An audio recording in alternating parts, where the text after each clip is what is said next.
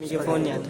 विवेकानंद का सारा जीवन युवा शक्ति को उद्बुद्ध करने में, अलंकृत करने में रहा है।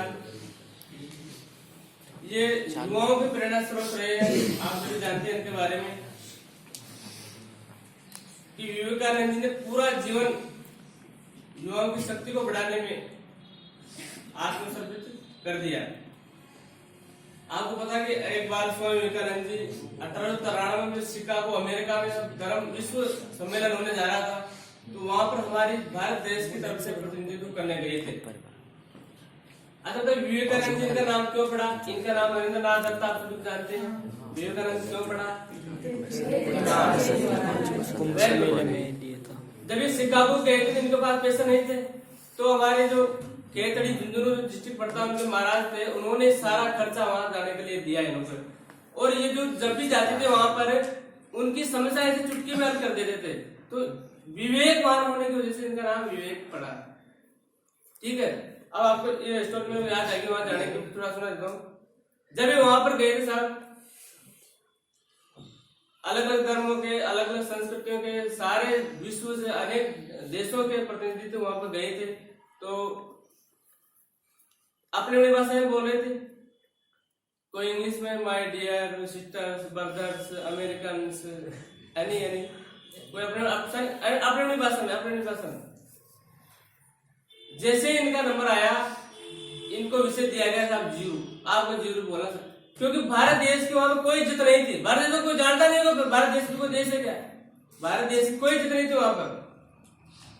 जैसे ही विवेकानंद जी का नंबर आया था, उनको जीरो से बोलने के लिए कहा गया, और जैसे ही इन्होंने उद्बोधन निकाला, बोला शुरू किया कि मेरे प्यारे भाइयों और बहनों और अमेरिका वासियों, जैसे ही इनके मुंह से बात निकली कि इतनी देर तक तालियां बजी, किसी को नहीं बजी। और वहां पर इन्होंने इतने कहा जाता कि बहुत लंबे समय तक, घंटों तक इन्होंने भाषण दिया था। और हमारी जो भारत देश की संस्कृति है, उनको विश्व मंच पर सबको बताया कि भारत देश से ऐसा। ठीक है, अब साहब बीच में क्या होता है, इनकी इंसल्ट करने के लिए, इनकी इज्जत डाउन करने के लिए, अब इज्जत डाउन तो करेंगे तो आपको भारत देश का मान सम्मान काफी बढ़ गया वहां पर उनकी नजरों में। तो बीच में से एक आदमी खड़ा होता है और कहता है कि अच्छा बताइए कि जब भगवान श्री कृष्ण मुरली बजाते थे तो गोपियां मंत्रमुग्ध को हो जाया करती थी, बताइए। स्वामी विवेकानंद जी मुस्कुराए और उनसे पूछा, जनाब आप अपने पीछे देखिए, आप कहां बैठे थे और यहाँ कहां आ गए हो? विवेकानंद जी ने इतना अच्छा जबरदस्त भाषण दिया था वहां कि वो आपने होश से खो गए कि आप कहां बैठे थे, किसके आगे आगे, उनको पता ही नहीं चला। अब ये कहते हैं वो पीछे देखो, और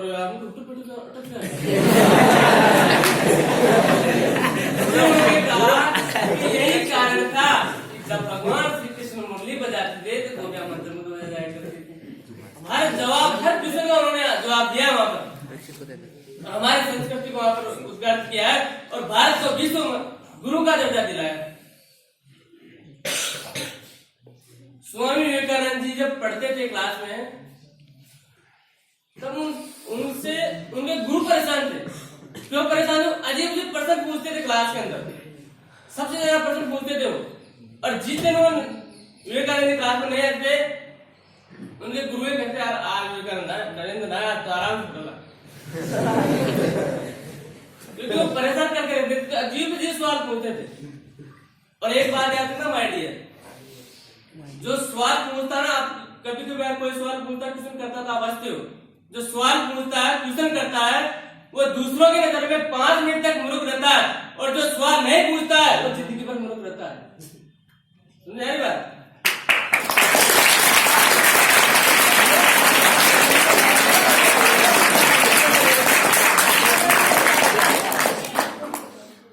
स्वामी विवेकानंद जी कहते थे, उठो जागो और तब तक मत रुको जब तक कि अपना लक्ष्य प्राप्ति नहीं हो जाए। लेकिन आज तो मुश्किल में वापिस हो जाते हैं, अमल ही नहीं करते।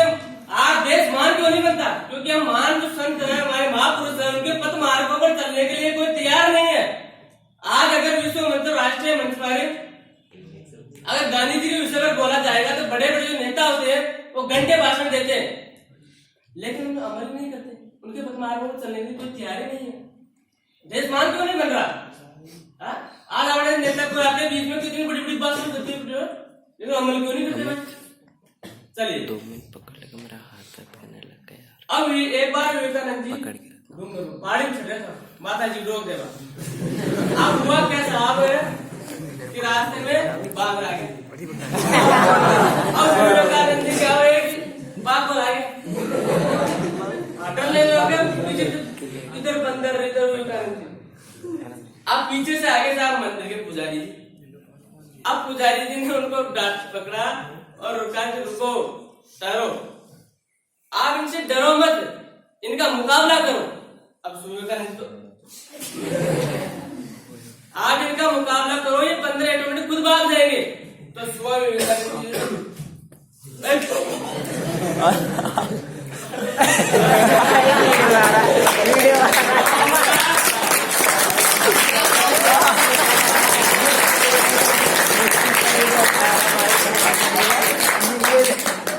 उन्होंने अपने भाषण में ये बात जोड़ी कि समस्याएं आएगी, आने दो, उनका डट कर मुकाबला करो, समस्याएं भाग।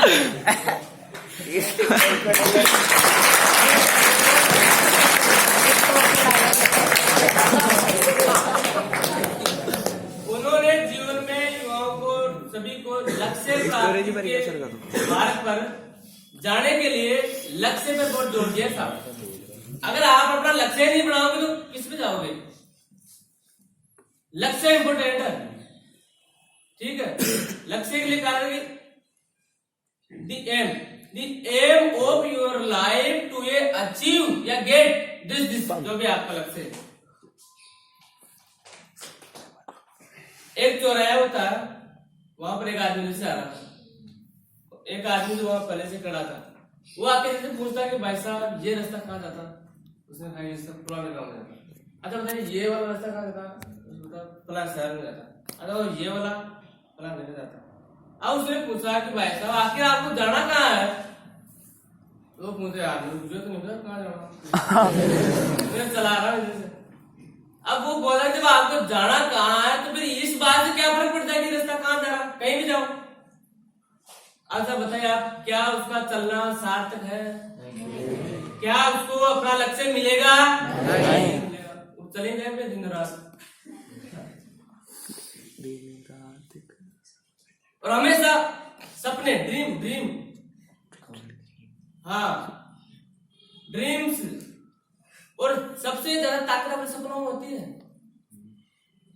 इंसान को डॉक्टर एपीजे अब्दुल कलाम के अनुसार बड़े बड़े सपने देखना चाहिए कि मुझे अच्छे प्रोफेशन बनाना है, मुझे अच्छी कॉलेज अगर मिल जाएगी, मुझे अच्छी नौकरी लग रहा है, मुझे ये करना है, मुझे वो करना है। अगर सपना ही नहीं बनाएगा, सपने को कहां से पूरा करेगा? इसलिए अंग्रेजी के राइटर थे, मुझे नाम याद नहीं आ रहा, उन्होंने बताया उनके सपने के बारे में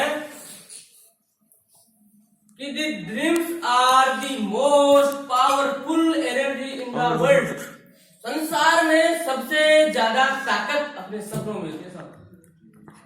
संसार में सबसे ज्यादा ताकत और जान सपनों में मिलती है। इसलिए बड़े बड़े सपने देखना चाहिए।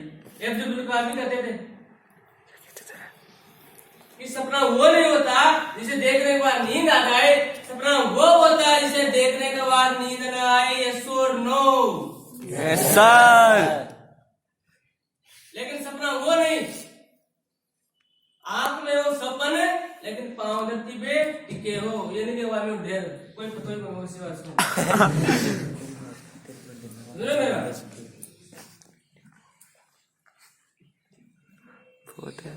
विवेकानंद जी के अनुसार आदमी अपने जन्म से नहीं अपने कर्म से महान बनता है।